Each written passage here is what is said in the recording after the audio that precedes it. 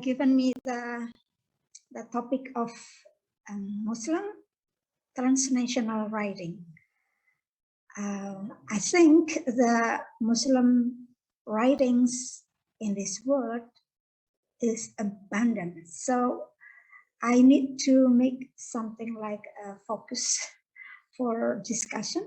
So here is the title I present today: Muslim American Writing, Negotiated and Contested Muslim Identity in American Literature. So here is the outline, what I'm going to talk about. The first, I would like to make a kind of introduction by having a glimpse on classical Muslim literature, and then discussing about Muslim American writing, some theories and some examples of the writers. Okay, when we're talking about transnational writings, especially the Muslim transnational writing, we have to remember of the what we call classical Muslim literature. I have just remember about this book. This book written by Ibn Fadlan. Ibn Fadlan and the Dark Land, in the dark land, in the land of darkness. This book is very special, I think, because it is translated into English and it can be accessed by anybody in the world. And this is one of the earliest travel writing, Muslim travel writing. So Ibn Fadlan's writing was based on his journey in the 9th or 10th centuries. You know that 9th until 14th centuries, Arab explorers journeyed widely and frequently to many parts of the world. Especially is in this book, Ibn Fadlan did travel far north, crossing the areas, the territories of Russia, Uzbekistan, Kazakhstan. So this book is included in what we want to say transnational writing, because it involves many experience in many countries, and this chronicles has given the important contribution for the Islamic history. From these important documents, all of the people in the world knows what happened in the upper part of Volga River in 10th century.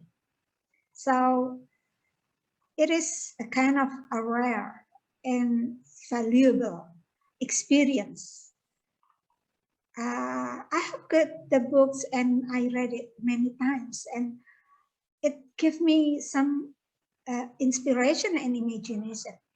And you know that from this book, Hollywood has reproduced it into a film.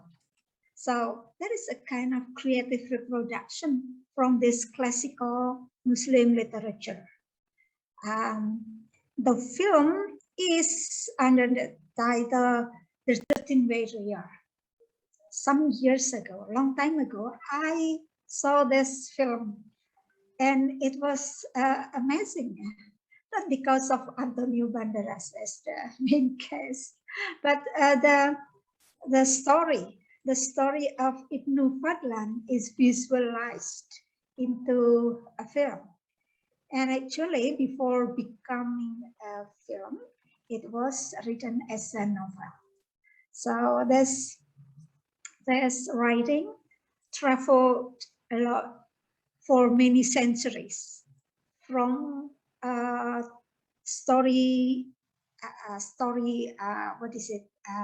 historical traveler story there is also tales in there, myths in there, and then it becomes novel and it becomes films.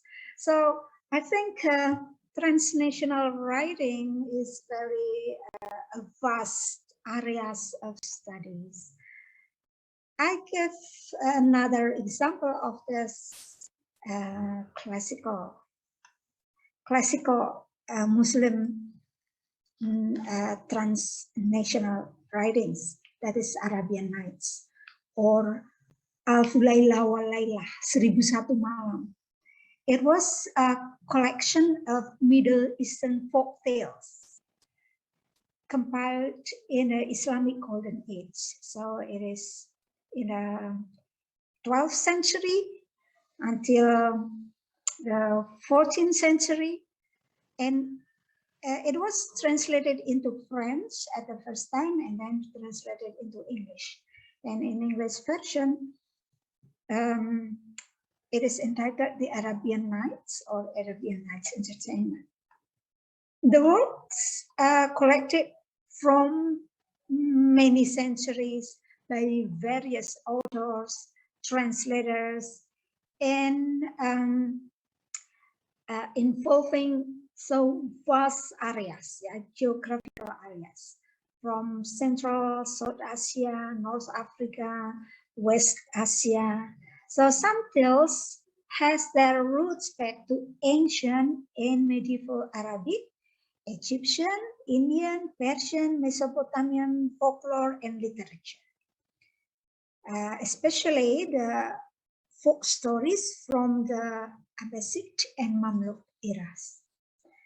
One of these Arabian Nights stories entitled Aladdin and the Magic Lamp has been traveled from tales into films, animated films, and then games, and many other creative reproduction.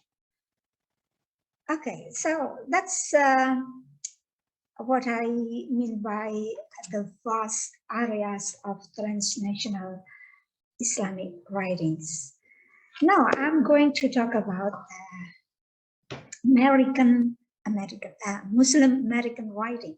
So as we know that, as Bu Hasnul has mentioned in the beginning, that Muslim American writing flourished. I mean, there are more and more writers having the Muslim background in Muslim cultural background, and they are migrated to United States and they are from Islamic countries. So for them, the writing has a lot of meanings. So it can be an expression of cultural identity as a Muslims.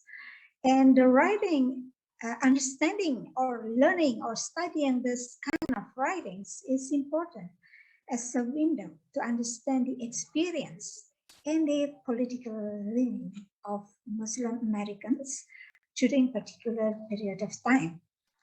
So Muslim American literature, so we can say it's a kind of genre or collectives of Muslim American literature represents the complex relation between American literature and the experiences of Islam in America. Especially after the 9/11, in which Islam is presented in many phases around the world, including in America. American people have increasingly curious on who is Muslim. What are Muslims taught? How do Muslims live in their daily life? What is their political orientation? How is their social, political, economical vision in their life? So Muslim in American lives is a kind of a dynamic, a dynamic landscape, because we cannot say in a single word of how Muslims in American lives. So understanding this, understanding how Muslims in American have their life can be seen, can be learned from the Muslim American novels or drama or many other writings. So in discussing about Muslim American writing, I have to at least mention two theories. The first is identity. Stuart Hall concept on identity is important in discussing about this Muslim American writing, because in all of their writings, they are discussing about identity. So some people say, some theory, a theory said that cultural identity is one that is unchanging, shared by a group of people with the same history and the same set of traits. But when we learn and study more about the realities of the people in nowadays or in the modern eras, we can find out that we can agree that what Stuart Hall's concept about identity, that cultural identity is dynamic and dependent on how we respond to the history. So it's a kind of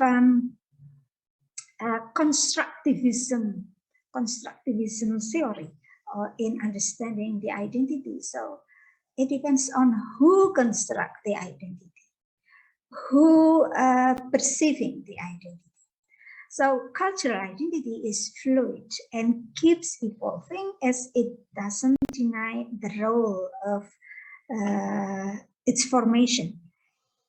So we cannot say in, for example, literary criticism, we cannot simply say this novel reflects the social, no, it is not a kind of mirror. It is not just a reflection. The literary work construct the meaning, construct the identity that the author wants to provide. The other theory that we need to keep in mind in discussing about this topic is the representation. Representation means that representation is not the same as reflection. Yeah. Representation means that there are three approaches: reflective, intentional approach, and constructionist approach. Reflective approach means the reflection. Intentional approach means that the subject, the author, that determines the meaning. But the constructionist approach considers that the object itself does not contain its meaning, not automatically contain the meaning, but it is interpreted by individual. So the meaning is constructed to a system of representation of concepts in science.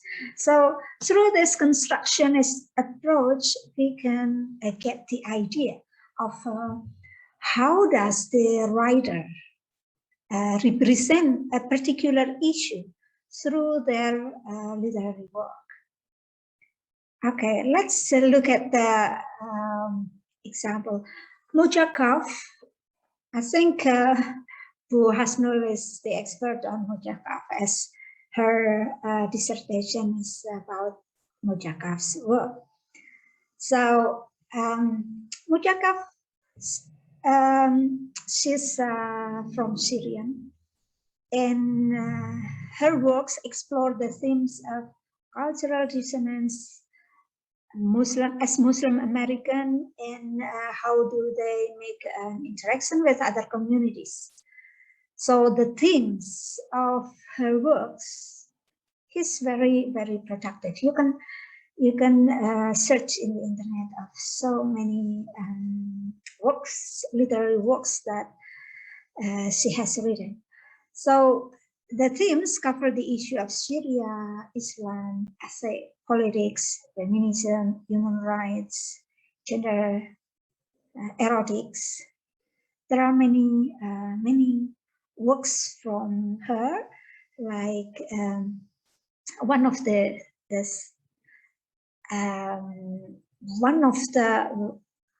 literary criticism written by Abdul Jabbar under the title "The Questions of Foreigners" in Mohja Kahf's Emails from Seperti. So it is one of the example of how to make study on this Mohja Kahf's work. So this Emails from Seperti is poems, examining the foreigners of Kahf's poems through Christopher lens. So it gives a unique perception on the being foreign. So the immigrant experience. So the issue of immigrant is one of the main issues for the Muslim American writers, because most of them are immigrants. Most of them are coming to the United States maybe since their childhood or when they are adults. So this topic is very provoking. So we can find out here that her poetry can be perceived as negotiation of foreigners. So there is resistance, there is the celebratory part of human consciousness, because all of us are foreign, isn't it? So this is a very universal topic, but you can find out a very uniqueness in Kahf's literary works as her expression and her aspiration, and also political aspiration dealing with being immigrant. And she has so many works that is, I think, provoking in many ways. Provoking because she's Muslim, and because she's immigrant, and because she's a woman. So these topics are interrelated each other in her works. I want to give one of the example of her poem. I think her work is always related with the Quranic, the Islamic Quranic verses, and he made a kind of interpretation, and also not only interpreting but questioning, but also make a critical perspective in her writings. Look at this poem. The poem is under title "Garments onto Each Other." Kamu adalah pakaian bagi pasanganmu. That's the Quran said. How does Kahf represent her understanding on this garments? Look at this poems. Let's enjoy this poem. Let's read together. If he is my garment, what kind of garment is he? Maybe I will slip the silk of him across my belly. I'm a woman, and it's taken me centuries to name my desire apart from his desire for me. Is he ancient Egypt cotton brisk across my skin? The back of his neck is foreign, golden, Kalipal brocade. He is rough wool with workman's hands. He is sensible, muslin holding my waist. If he is my garment, what kind of garment is he? The last paragraph. We are gorgeous woven damask, fit each other. God decks us out and sends us desire and spring to trace our bodies with divine embroidery. We revel and unravel. Is he gabardine, striped and lean, some structure for my breast to pillow against? If he my garment, what kind of garment is he? This poem is uploaded in the Muslim World, the journal, volume 91, spring 2011. So, like this poem, the writer, Mohja Kahf, questioned about the concept of garment for the spouse. So that's pretty intriguing and interesting. Okay, the next is I'm going to talk about Akhtar. Akhtar is an American playwright, novelist, screenwriter. His Pakistani heritage, awarded Pulitzer Prize for Drama. His work has received 2 Tony Award nominations for Best Play, an award in literature from the American Academy of Arts and Letters. Okay, so Akhtar had various themes, including American Muslim experience, religion and economics, immigration and identity. Here is one of his work, Disgraced.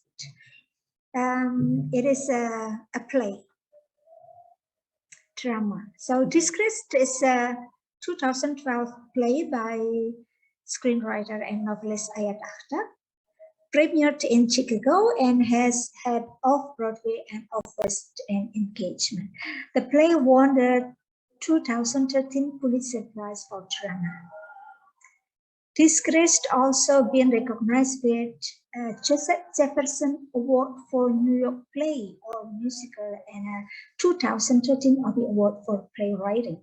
So this is a very interesting work and meaningful. So this display is bearing the socio-political themes. There is Islamophobia, the issue of Islamophobia, and self-identity of Muslim American citizens.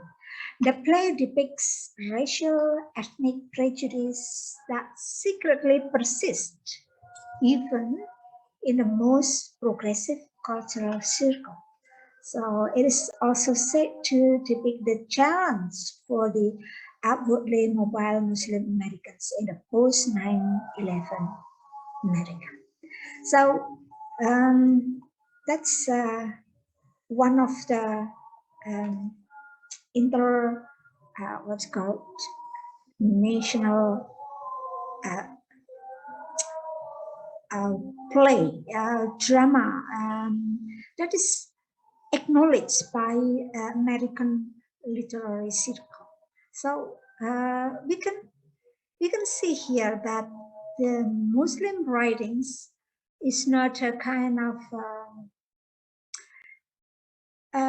not explicitly talking about the values per se, like what we have in Islamic teaching in Quran or in Hadith or in the study of the religious books, but the literary works make a kind of criticism, even the criticism toward the Muslims community, the Muslims people who are the minority in America. Okay, look at let's have the next, Mohsen Hamid. I like this writings as well, because Mohsen Hamid is also Pakistani novelist. So, He's maaf, Bu Mundi, you have 5 more minutes to share. okay. Thank you, Wina. So Mohsen Hamid, you can find out his works here. And what I want to say is that as a Pakistanis with a Muslim cultural background, he has presented the literary works that is also what do you call, presenting the sensitive issues of the Islamophobia, of the how the international eyes of how the people in the United States or in Europe see or perceive the Muslims people, and how the Muslim people themselves perceive the West or the United States or the European people. So a novel can often be a divided man's conversation with himself. So it's not only a matter of criticizing the West, that is maybe against of the Islamic culture. No, he made the literary work as a conversation, a place to accommodate a conversation with himself.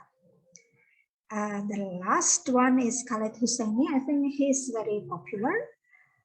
Okay, and his work has been discussed in many by many students, including in UIN Malang. All right, so what can we conclude then? Muslim American literature represents the complex relation between Muslim American literature and the experience of Islam in America. What does the complexities mean? Complexities including the cultural background, social political identity, and the international political landscape. Okay, I think that's all what I want to say for this conference. Thank you very much, Wina. I give the time back to you. Assalamualaikum warahmatullahi wabarakatuh. Waalaikumsalam warahmatullahi wabarakatuh.